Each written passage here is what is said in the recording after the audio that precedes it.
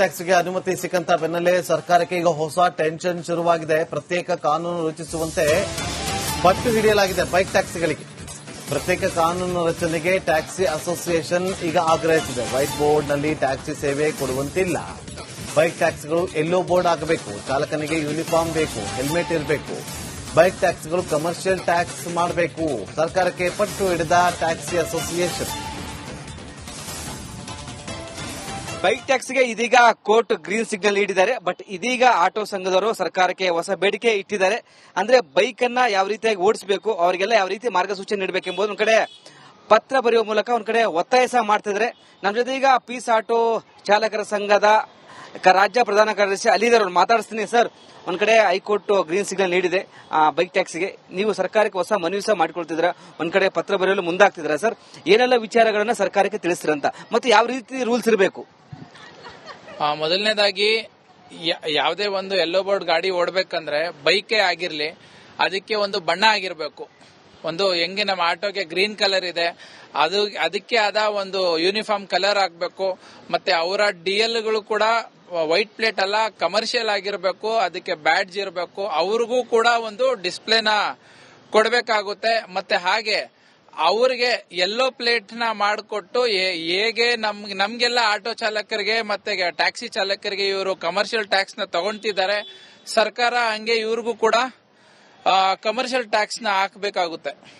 ಅಂದ್ರೆ ನಿಮ್ ಪ್ರಕಾರ ಒಂದು ಬೈಕ್ಗೆ ಯಾರು ಈ ಬೈಕ್ ಟ್ಯಾಕ್ಸಿ ಓಡಿಸ್ತಾರೆ ಅವ್ರಿಗೆಲ್ಲ ಒಂದ್ ಕಡೆ ಬಣ್ಣ ಇರಬೇಕು, ಬ್ಯಾಡ್ಜ್ ಇರಬೇಕು, ಮತ್ತೊಂದ್ ಕಡೆ ಡ್ರೆಸ್ ಕೋಡ್ ಸಹ ಇರ್ಬೇಕಂತ ಒತ್ತಾಯ ಮಾಡ್ತಾರೆ. ಹೇಗಂತ? ಹೌದು ನೋಡಿ, ಗಾಡಿಗೂ ಬಣ್ಣ ಇರಬೇಕು. ಅವ್ರಿಗೆ ನಾವ್ ಯಾವ ತರ ಕಾಕಿ ಹಾಕ್ತಿದಿರೋ ಸರ್ಕಾರ ನಿಗದಿ ಮಾಡ್ಲಿ. ಅವ್ರಿಗೂ ಒಂದು ಬ್ಲಾಕ್ ನೀಲಿನೋ ಯಾವ್ದಾದ್ರು ಒಂದು ಡ್ರೆಸ್, ಅವ್ರಿಗೂ ಡ್ರೆಸ್ ಕೋಡ್ ಇರಬೇಕು. ಒಂದು ಡಿಸಿಪ್ಲಿನ್ ಇರಬೇಕು.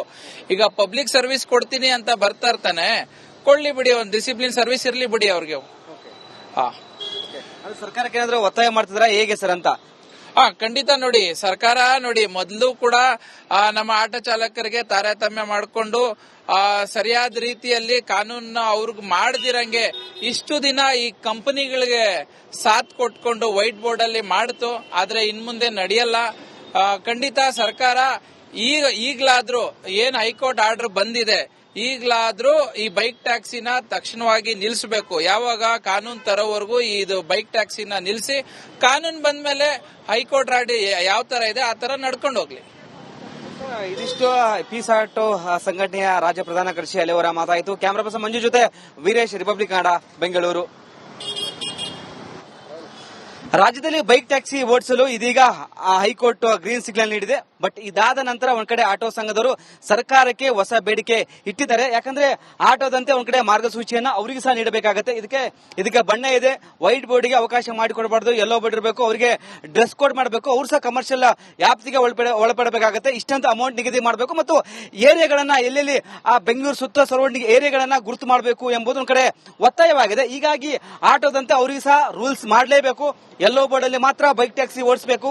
ಯಾಕಂದ್ರೆ ಇಬ್ಬರಿಗೆ ಕ್ವಾಲಿಟಿ ಹೆಲ್ಮೆಟ್ ಇರಬೇಕು ಎಂಬುದು ಒಂದ್ ಕಡೆ ಆಟೋ ಸಂಘದ ಒತ್ತಾಯವಾಗಿದೆ. ಹೀಗಾಗಿ ಸರ್ಕಾರಕ್ಕೆ ಒಂದ್ ಕಡೆ ಮನವಿ ಮಾಡಲಿಗ ಮುಂದಾಗಿದ್ದಾರೆ ಮತ್ತು ಬೇರೆ ರಾಜ್ಯದವರಿಗೆ ಸಹ ಅವಕಾಶ ಮಾಡಿಕೊಡಬಾರದು. ಯಾಕಂದ್ರೆ ಬೇರೆ ರಾಜ್ಯದಿಂದ ಬೈಕ್ ಗಳನ್ನ ತರ್ತಾರೆ, ಇಲ್ಲಿ ಬೈಕ್ ಟ್ಯಾಕ್ಸಿಯನ್ನ ಓಡಿಸ್ತಾರೆ. ಹೀಗಾಗಿ ಅವರಿಗೆ ಸಹ ಅನುವು ಮಾಡಿಕೊಡಬಾರದು ಎಂಬುದು ಕಡೆ ಆಟೋ ಸಂಘದವರ ಒತ್ತಾಯವಾಗಿದೆ. ಇಲ್ಲಿ ಪೀಸ್ ಆಟೋ ಸಂಘಟನೆಯ ಕಾರ್ಯದರ್ಶಿ ಅಲಿದರ್ ಮಾತಾಡಿಸ್ತೀನಿ. ಸರ್, ಸರ್ಕಾರಕ್ಕೆ ಏನೆಲ್ಲ ಒತ್ತಾಯ ಮಾಡ್ತಿದ್ರೆ? ಯಾಕಂದ್ರೆ ಹೈಕೋರ್ಟ್ ಗ್ರೀನ್ ಸಿಗ್ನಲ್ ನೀಡಿತು ಬೈಕ್ ಟ್ಯಾಕ್ಸ್ಗೆ.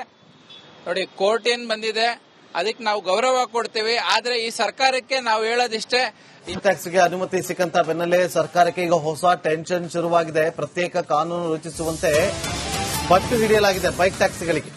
ಪ್ರತ್ಯೇಕ ಕಾನೂನು ರಚನೆಗೆ ಟ್ಯಾಕ್ಸಿ ಅಸೋಸಿಯೇಷನ್ ಈಗ ಆಗ್ರಹಿಸಿದೆ. ವೈಟ್ ಬೋರ್ಡ್ನಲ್ಲಿ ಟ್ಯಾಕ್ಸಿ ಸೇವೆ ಕೊಡುವಂತಿಲ್ಲ. ಬೈಕ್ ಟ್ಯಾಕ್ಸಿಗಳು ಯೆಲ್ಲೋ ಬೋರ್ಡ್ ಆಗಬೇಕು. ಚಾಲಕನಿಗೆ ಯೂನಿಫಾರ್ಮ್ ಬೇಕು, ಹೆಲ್ಮೆಟ್ ಇರಬೇಕು.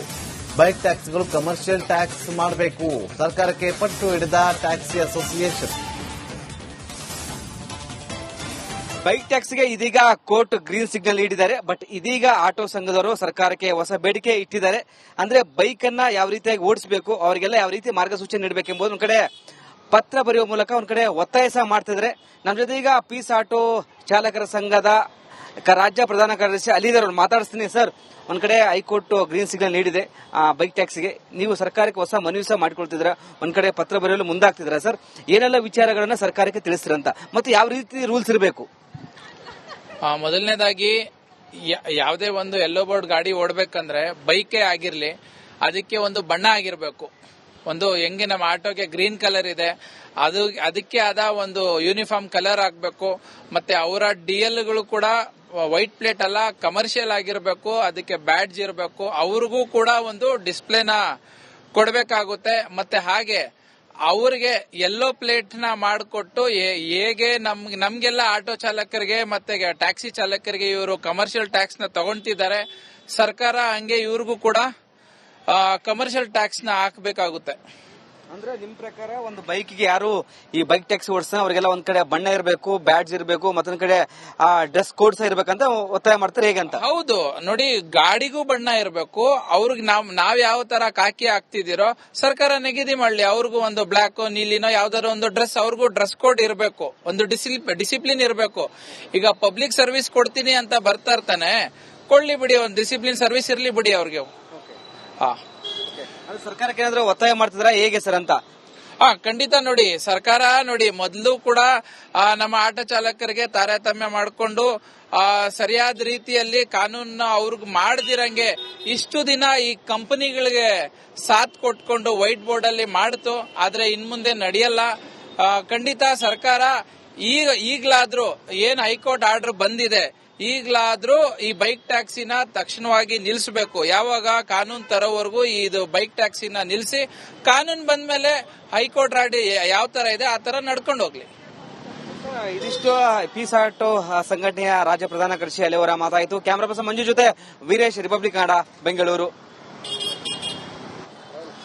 ರಾಜ್ಯದಲ್ಲಿ ಬೈಕ್ ಟ್ಯಾಕ್ಸಿ ಓಡಿಸಲು ಇದೀಗ ಹೈಕೋರ್ಟ್ ಗ್ರೀನ್ ಸಿಗ್ನಲ್ ನೀಡಿದೆ. ಬಟ್ ಇದಾದ ನಂತರ ಒಂದ್ ಕಡೆ ಆಟೋ ಸಂಘದವರು ಸರ್ಕಾರಕ್ಕೆ ಹೊಸ ಬೇಡಿಕೆ ಇಟ್ಟಿದ್ದಾರೆ. ಯಾಕಂದ್ರೆ ಆಟೋದಂತೆ ಒಂದ್ ಕಡೆ ಮಾರ್ಗಸೂಚಿಯನ್ನ ಅವರಿಗೆ ಸಹ ನೀಡಬೇಕಾಗುತ್ತೆ.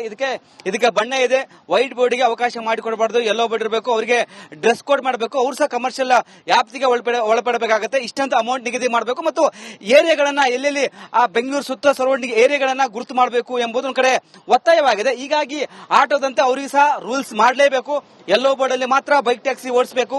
ಯಾಕಂದ್ರೆ ಇಬ್ಬರಿಗೆ ಕ್ವಾಲಿಟಿ ಹೆಲ್ಮೆಟ್ ಇರಬೇಕು ಎಂಬುದು ಒಂದ್ ಕಡೆ ಆಟೋ ಸಂಘದ ಒತ್ತಾಯವಾಗಿದೆ. ಹೀಗಾಗಿ ಸರ್ಕಾರಕ್ಕೆ ಒಂದ್ ಕಡೆ ಮನವಿ ಮಾಡಲಿಗ ಮುಂದಾಗಿದ್ದಾರೆ ಮತ್ತು ಬೇರೆ ರಾಜ್ಯದವರಿಗೆ ಸಹ ಅವಕಾಶ ಮಾಡಿಕೊಡಬಾರದು. ಯಾಕಂದ್ರೆ ಬೇರೆ ರಾಜ್ಯದಿಂದ ಬೈಕ್ ಗಳನ್ನ ತರ್ತಾರೆ, ಇಲ್ಲಿ ಬೈಕ್ ಟ್ಯಾಕ್ಸಿಯನ್ನ ಓಡಿಸ್ತಾರೆ. ಹೀಗಾಗಿ ಅವರಿಗೆ ಸಹ ಅನುವು ಮಾಡಿಕೊಡಬಾರದು ಎಂಬುದು ಕಡೆ ಆಟೋ ಸಂಘದವರ ಒತ್ತಾಯವಾಗಿದೆ.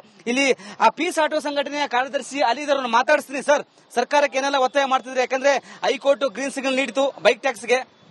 ನೋಡಿ, ಕೋರ್ಟ್ ಏನ್ ಬಂದಿದೆ ಅದಕ್ಕೆ ನಾವು ಗೌರವ ಕೊಡ್ತೇವೆ. ಆದ್ರೆ ಈ ಸರ್ಕಾರಕ್ಕೆ ನಾವು ಹೇಳೋದಿಷ್ಟೇ, ಈ ಟ್ಯಾಕ್ಸ್ಗೆ ಅನುಮತಿ ಸಿಕ್ಕಂತ ಬೆನ್ನಲ್ಲೇ ಸರ್ಕಾರಕ್ಕೆ ಈಗ ಹೊಸ ಟೆನ್ಷನ್ ಶುರುವಾಗಿದೆ. ಪ್ರತ್ಯೇಕ ಕಾನೂನು ರಚಿಸುವಂತೆ ಪಟ್ಟು ಹಿಡಿಯಲಾಗಿದೆ ಬೈಕ್ ಟ್ಯಾಕ್ಸಿಗಳಿಗೆ.